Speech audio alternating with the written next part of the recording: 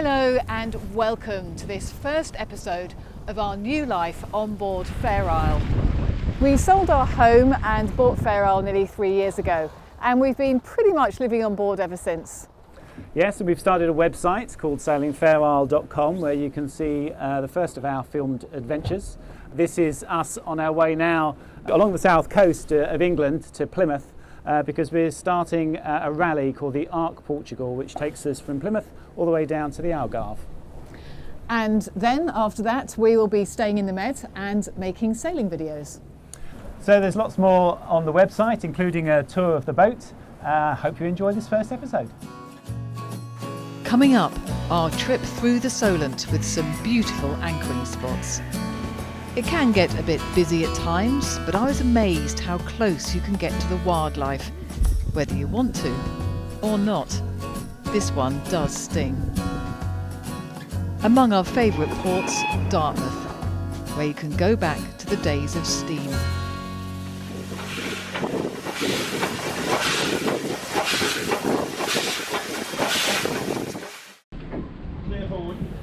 So here's us getting ready to go, leaving Eastbourne with a couple of friends for the first leg to Brighton. Our route includes several stops along the way to Plymouth. We planned a gentle meandering trip of about 10 days, visiting places we love along the south coast. After 2 years at Eastbourne, this was our final trip through the loch, then out into the ocean. ARC Portugal is going to take us from Plymouth, across the Bay of Biscay, down the coast to Lagos. It sounds easy.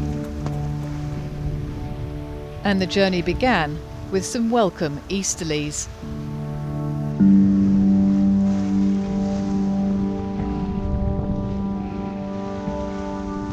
But for someone like me who enjoys the comforting and beautiful coastline, I'm a little daunted. But more on that later. For now, we're just enjoying the sailing.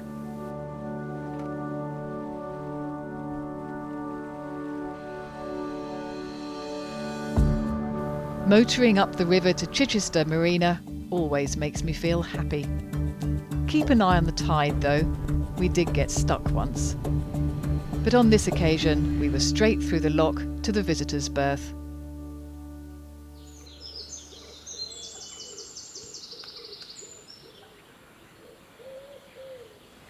We really love this place, so we stayed for a couple of nights.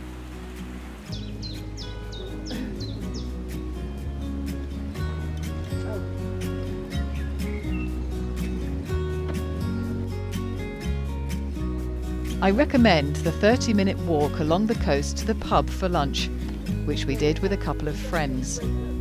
It's definitely blocked. Luckily, there is another way to the pub round the back. Back to the sailing, and there's a tricky bit here in the Solent going into Gosport. You have to stick to the channel which goes through 2 forts which were built during the Napoleonic Wars. At least they are easy to spot. There were originally 4 forts, 3 now have hotels on them, and this one is going to be a museum. As you can see, there is quite a lot of traffic, more like a motorway than a shipping lane.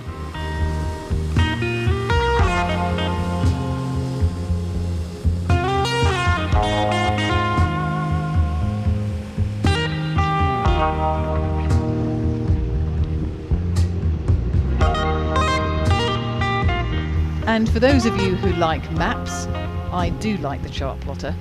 This is the journey from Chichester. It took about 4 hours.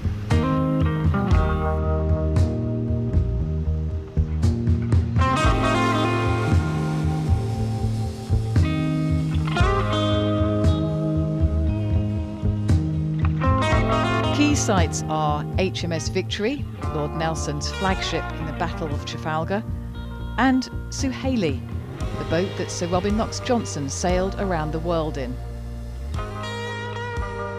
He was the first person to go non-stop round the world single-handed, which he did in 1968. Those were the days before iPhones and chart plotters, and Sir Robin was not just the first, but the only skipper to make the circumnavigation. Last year, we met 18 skippers in Les Sables as they were planning to celebrate the 50th anniversary of Sir Robin's record by also sailing in small boats, single-handed, without modern electronics. Only 4 of them made it all the way round, but they all did come back in one piece. Back to our less stressful journey and to one of my favourite places in the world, Newtown Creek on the Isle of Wight. Spot the paddleboarders, our friends Lindsay and Susie, who've been coming here for nearly 30 years. I can see why. Yeah, you should have plenty of water there. I'll have a look.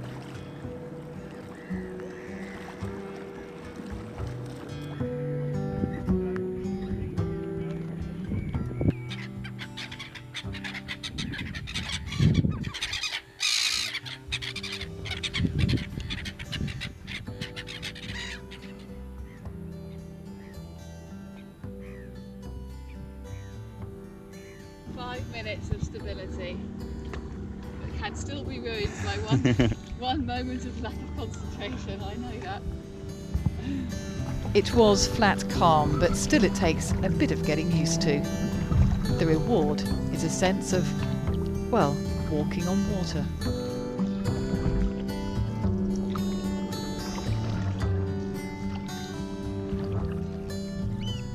Fairly empty in here at the moment, which is lovely. You can get about 50 boats in here. It gets very packed on summer weekends. There's a few mooring buoys, which they do charge you for, but it's free to anchor. We normally anchor over in the corner where Judy is there now, but actually when we came in yesterday, we could see actually it was quite shallow there. There's only a few places we can get with our 2-metre draft in here.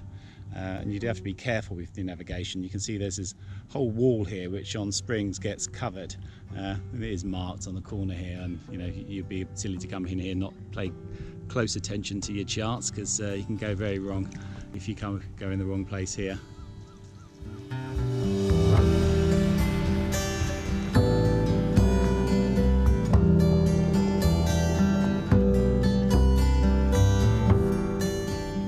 The beauty of being on top of the water on a paddleboard is that the wildlife here, the seals that live here, are happy to come really close. They don't tend to come this close if you're in a boat, even a small one for some reason. It must be something to do with the board being less threatening.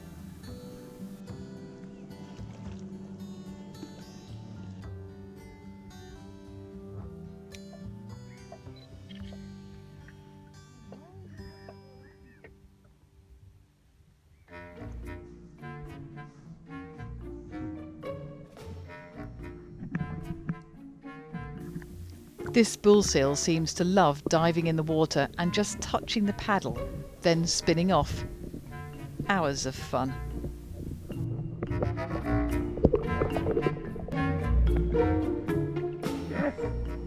You like nuzzling my paddle, don't you?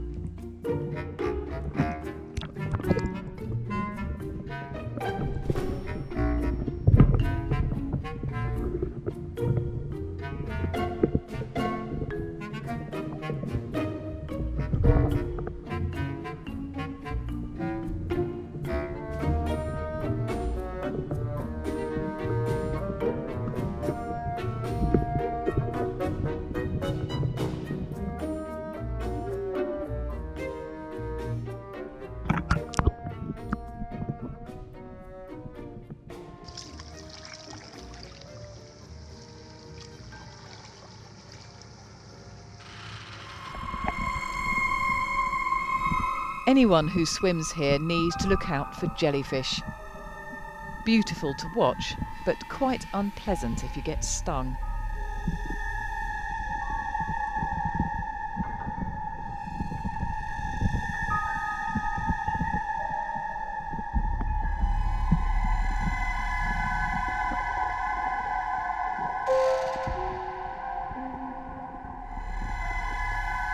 Their markings are quite distinct. You can see why they're called compass jellyfish. The marshland is owned by the National Trust, and they don't charge to come here, but we do make a donation. Our second night, idyllic as always, just incredibly peaceful.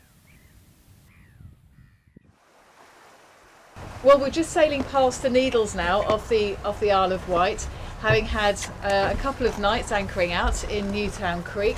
Beautiful place, and it was fantastic weather.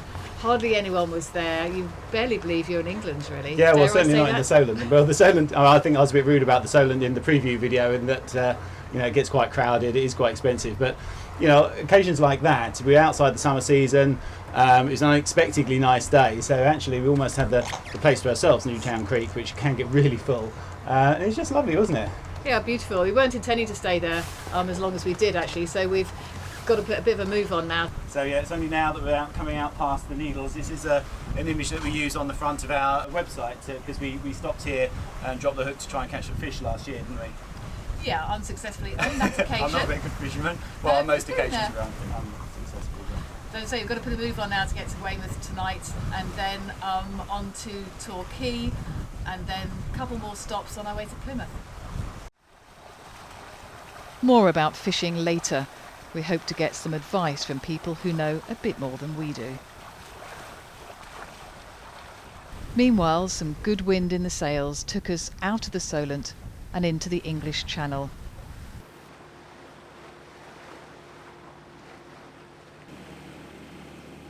We arrived at Weymouth at sunset, ready to drop the anchor.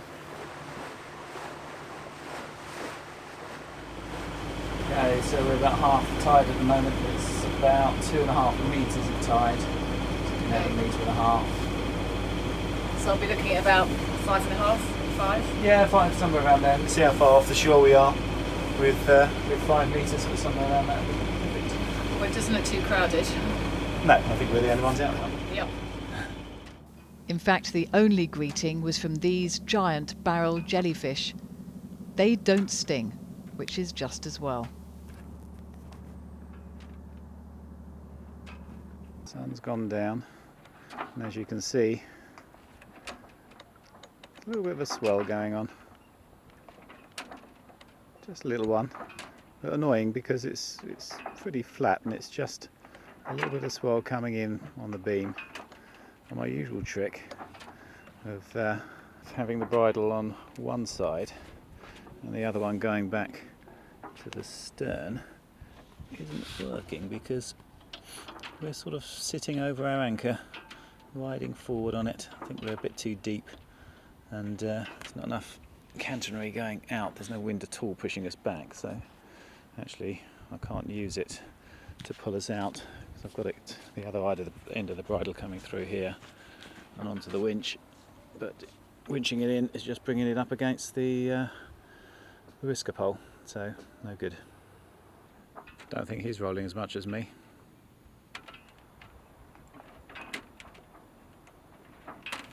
It doesn't matter really. I quite like being gently rocked to sleep. The next day we rafted onto the harbour wall in Weymouth, in preference to going under the bridge to the marina. The bridge only opens on the even hours. The other advantage of being on the wall is that you are surrounded by excellent pubs and restaurants. The next day was a long sail to Tor Bay, taking the close route on a slack tide round Portland Bill. A good time for a bite to eat.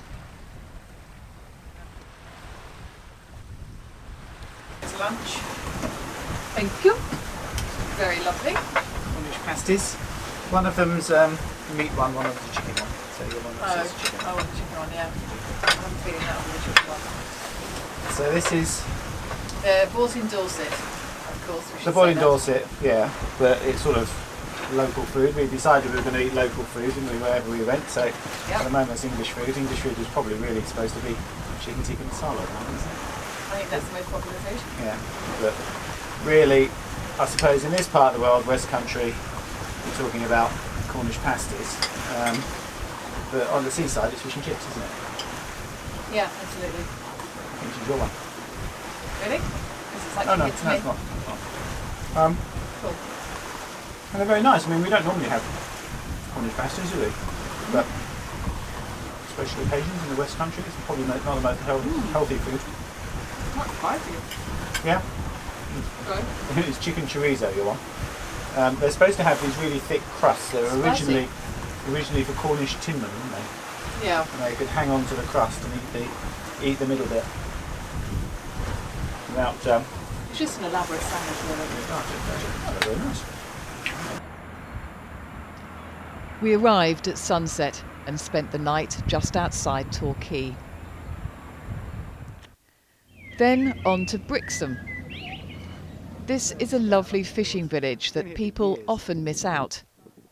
It's well worth a visit, and you can walk round in a couple of hours. A quick look back at the map and you can see why sailing across Lyme Bay takes some time. This is the direct route from Weymouth to Tor Bay, and this is the one we actually travelled. You're very likely to get westerlies as we did, so plan for the full 8-hour trip. But after that, Dartmouth is just around the corner, and the wind was in our favour.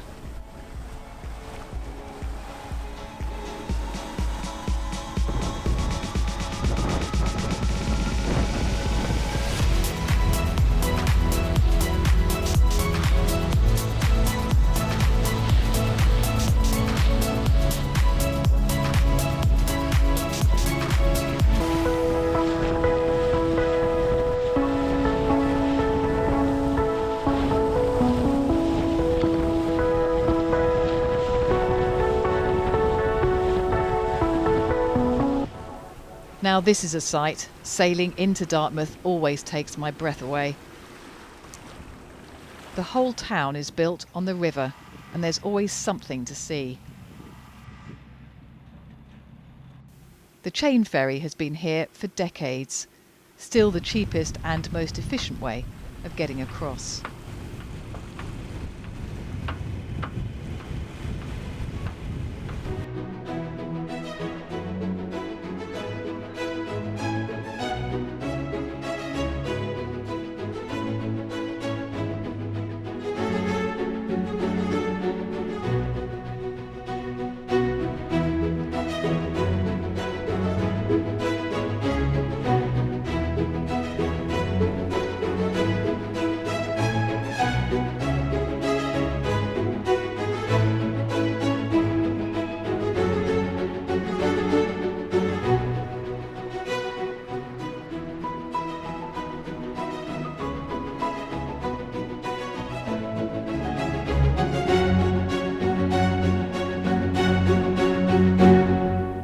If you want to go exploring the river, do it at high tide.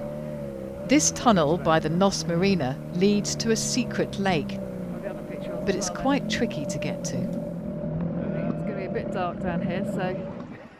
And the engine's gone. We can get through. You can. Oh my god, there is light at the end of the tunnel. We're just going through by wind power now. Okay. Okay, so that's the end of the tunnel. There are And there in there. are rocks between us and the little lagoon, so we can't quite get to it. High tide only. They did mean high tide only. Steve, what are you doing? Well, outboard's not going, not really critical because we don't need it for the ARC. The dinghy will be packed away for crossing Biscay, but it'd be nice to have it going to get to the pub tonight. But there's always something, isn't there? I thought that we'd pretty much covered everything. That's 2 weeks before we came out when we were really doing everything on the boat. I thought we'd covered it all, but always something. Our preparation in Eastbourne included changing the guardrails from the plastic covered ones, which showed a bit of rusting, to bare stainless steel. Another problem required a trip up the mast. A foil had become completely detached. Okay. Will that lift at all, the foil? If you try and get the drum, can you pull it upwards? Luckily, it was possible to just reattach it. In Dartmouth, we bumped into another crew preparing for ARC Portugal. Seasoned sailors, all of them, with their own particular reasons for making the trip. I'm looking forward to putting a saucer on the bow, putting a packet of butter on it, and as we go down through the latitudes that butter melts, because this is all about going where the butter melts. Some sunshine, and sailing where we can open the cockpit and enjoy it, rather than be all dressed up in oilies and so forth. I think that would be much better. So looking forward to that, and the challenge of crossing the Bay of Biscay, of course, because everybody I tell that I'm going to cross the Bay of Biscay, they all go, "What, at your age?" I said, "Well, the other two people on the boat are both older than me." So there you go.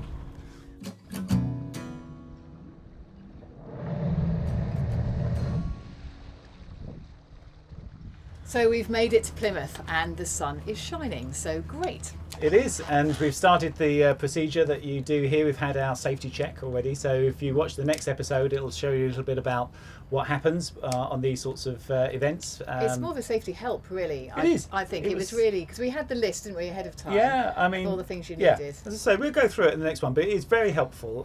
It's not something to be worried about. I know some people were.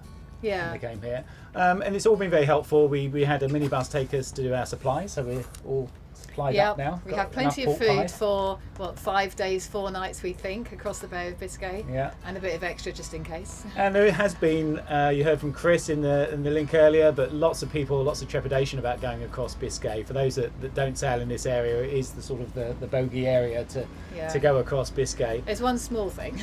I think we're the only people doing it with just 2 of us. Will we? Yeah. Okay. Everyone else has got a bigger crew, and I think that's possibly a good idea. We haven't. Oh, we're going to get... Thank you. We're going to get rocked about by the ferry here. Yeah. Anyway, so we're looking forward to it. We should get some wind, we're told, but you never really know. So yeah, hopefully we'll see land in 5 days' time. Yes. Watch episode 2 and you'll see it.